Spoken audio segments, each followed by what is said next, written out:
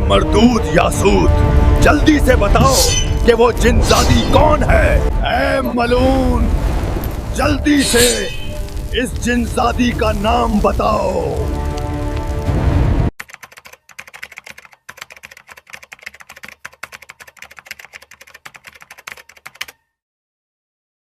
ऐ हामा, इस जिनजादी का नाम शाहनूर है।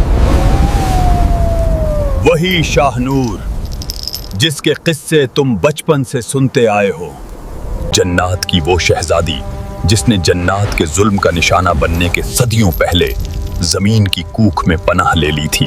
इब्लीस इस शहजादी शाहनूर को पाताल से बाहर निकाल लाया है और इब्लीस ने कहा है कि हामा का तोड़ अब सिर्फ शाहनूर होगी। वही शाहनूर अब इब्लीस की दस्ते रास्त बनकर काबूत और साबूत को अपनी पनाह में ले चुकी है।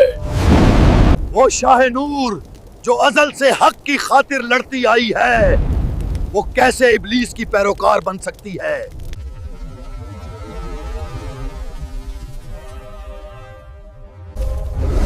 शाहनूर के बारे में पता चलने के बाद हामा पर शदीद मायूसी खा गई। सारा दिन वो बहुत बेदिली से कैदियों से काम करवाता रहा और कभी कभार चढ़चढ़ा होकर सरकिश जन्नात की पटाई भी कर डालता। हामा इस वक्त कूहे फरात पर बैठा था और उसके जहन में माजी की कहानियां चल रही थीं कि बनो मारक की वजह से शाहनूर पाताल की गहराइयों में पनाह लेने पर मजबूर हो गई थी और अब इब्लीस उसे पाताल से बाहर निकाल लाया है। तो शाहनूर इब्लीस के साथ मिलकर बिन्नू मार्क से बदला लेगी। बनु मारिज मेरे अजीम भाई आमिश का कबीला है। मैं इसे शाहनूर से बचाऊंगा और शाहनूर को इब्लीस के तागूती जाल से बाहर निकाल लाऊंगा। मैं अहद करता हूं कि शाहनूर को इब्लीस की गंदगी से बाहर निकाल लाऊंगा ताकि वो माजी की तरह हक का साथ दे। हामा इस वक्त वहां से उड़ता हुआ कूहे अबू कीस पर पहुंचा। ऐ मेरे भाई हामा, तुम तो मुझे भूल ही गए हो। ऐ मेरे मुहस्सिन, मैं तुम्हें कैसे भूल सकता हूँ? तुम तो मेरी हर सांस के साथ और मेरी हर दुआ में रहते हो। हामा, तुम इंसानों की कुर्बत में रहकर उन जैसी बातें करना सीख गए हो। ऐ मेरे भाई हामा, तुम मुझे कुछ परेशान दिखाई देते हो। क्या तुम्हारी तन्हाई तुम्हें तंग करती है? ऐ मेरे भाई आमिश, मुझे तन्हाई का कोई खौफ नहीं। मेरे सामने तो मेरे मकासिद हैं। ए हामा, बहुत अच्छा हुआ कि तुम आ गए हो। तुम जानते हो कि मैं तुम्हें अपने भाइयों की तरह ही समझता हूं, इसलिए तुमसे एक बात करना चाहता था।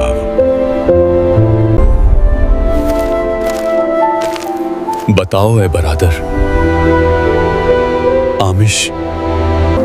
ऐ हामा, जब से मेरे भाई कत्ल हुए हैं मुझे कभी भी चैन नहीं आया। मैं दिन रात उन्हें याद करके रोता हूं और सोचता हूं कि कैसे अपने भाइयों का बदला लूं और जमीन को इब्लीस और उसके नापाक गौल बयाबानी से पाक करूं। पिछली जंग में अल्लाह के सालेह बंदों और जन्नात के लश्कर की फतह से मेरे दिल को थोड़ी सी तसल्ली हुई है खाब। ऐ हामा, मैं तुम्हारी शादी अपनी बहन से करना चाहता हूं ताकि तुमसे मेरा ताल्लुक और मजबूत हो जाए और तुम मेरे पास ही रहा करोगे। हामा ये सुनकर चूक पड़ा और गहरी सोच में डूब गया। उसके जहन में शाहनूर आ गई जिसे वो हमेशा से अपने ख्वाबों में देखता आया था।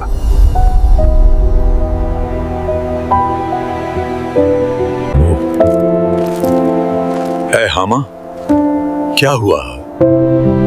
क्या तुम्हें ये रिश्ता मंजूर नहीं है? ऐ मेरे अजीज, ऐसी बात नहीं है। तो फिर बताते क्यों नहीं है?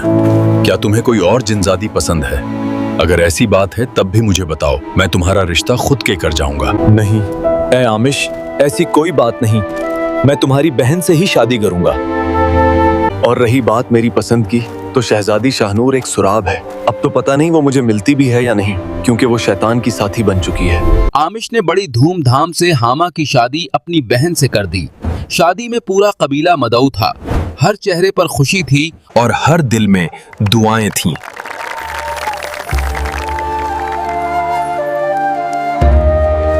इसी दौरान इब्लीस ने शाहनूर के लिए बाबल शहर के बाहर एक बहुत बड़ा माबद बना दिया ताकि वो उसे अपने जाल में फांस सके। शाहनूर इस माबद में बैठकर बद्दी का प्रचार करने लगी।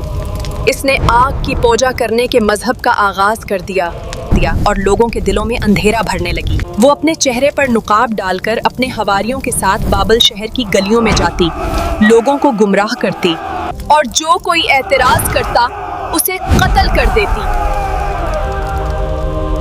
महला बैल के सिपाहियों ने उसे पकड़ने की बहुत कोशिश की, मगर शाहनूर वहां से फरार हो गई और कूहे फरात के एक गार में जाकर छुप गई।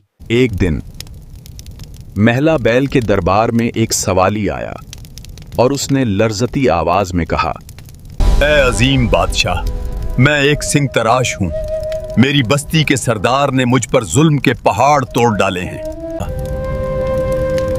और ये देख मेरे हाथ तोड़ दिए हैं। मैं तो अब रिस्क कमाने के काबिल भी नहीं रहा। तुम्हारी बस्ती और सरदार का नाम क्या है? मेरी बस्ती का नाम शरारा है और सरदार का नाम काबूत है। काबूत आग और बुत्तों की पूजा करता है। इसके साथ एक औरत भी है जिसके पास एक साज है और जब वो अपना साज बजाती है तो तमाम इंसान मदहोश होकर गंदगी की दलदल में डूब जाते हैं। अजीम बादशाह, मैं पेशे से संग तराश हूँ और मैंने बहुत से बुत तराशे हैं और उस वक्त मेरी तराशे हुए बुत्तों की पूजा होती है। लेकिन तेरे बेटे यर्द से एक जंग के दौरान मेरी मुलाकात हुई थी और मैंने बुत परस्ती छोड़ दी है। उसके बाद मैंने बुस्सी शरारा में हक परस्तों के साथ मिलकर तमाम बुत तोड़ दिए। उसके बाद मैं खेतों में मजदूरी करके अपना रिस्क कमाना शुरू कर दिया। इब्लीस के पैरोकारों ने पकड़ लिया और एक मकरूह शख्स काबूत के सामने पेश किया। काबूत ने मुझे हुक्म दिया कि मैं सारे बुत दोबारा बनाऊं। मैंने उसका हुक्म मानने से इनकार कर दिया और इस वजह से काबूत ने मेरे दोनों हाथ तोड़ दिए। काबूत ने कहा कि तुमने हमारे बुत तोड़ दिए हैं, लेकिन तुम बुत परस्ती को अपनी आंखों से देखोगे। उसके बाद उन्होंने मुझे जंजीरों में कैद कर दिया और मेरी आंखों के सामने रातों रात एक माबद तामीर करवाया और बाबुल से एक संग तराश लाकर उन्होंने नए बुत तराशे। इसके बाद उन्होंने वहां बुत परस्ती शुरू कर दी। चंद दिनों बाद मैं मौके पर कर वहां से फिरार हो गया और अब तुम्हारे पास पहुंचा हूंगा। ऐ अजीम बादशाह, बाबुल के इर्द गिर्द हर जगह बद्दी की ताकतों ने अपना कब्जा किया हुआ है और वो खुले आम बद्दी का प्रचार कर रहे हैं। मैं तुम्हारे पास इसलिए आया हूं कि तुम हमारी बस्ती और इर्द गिर्द की दूसरी बस्तियों को उनके जुल्म से बचाओ, वरना ये बदी फैलते फैलते बाबल तक पहुंच जाएगी।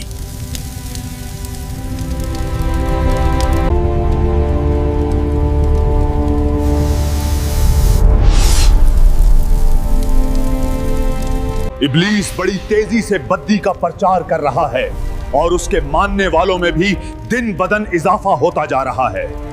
ऐ अजीम महला बैल, मुझे इजाजत दो कि मैं वादी शरारा जाऊं और काबूत और साबूत से जंग करके इंसानों को इन इब्लीसी चीलों से निजात दिलवाऊं। हाँ, तुम जाओ और अगर मुनासिब लगे तो मेरे बेटे युर्द और उसके लश्कर को भी साथ ले जाओ। अजीम महला, बील का हुक्म सर आंखों पर, लेकिन मैं यर्द को आजमाइश में नहीं डालना चाहता क्योंकि ये जंग जिस्मानी नहीं उलूम की होगी। इब्लीस की एक साथी साला हमारी कैद में है, मैं उसे साथ ले जाऊंगा। ठीक है, जैसा तो मुनासिब समझेगा।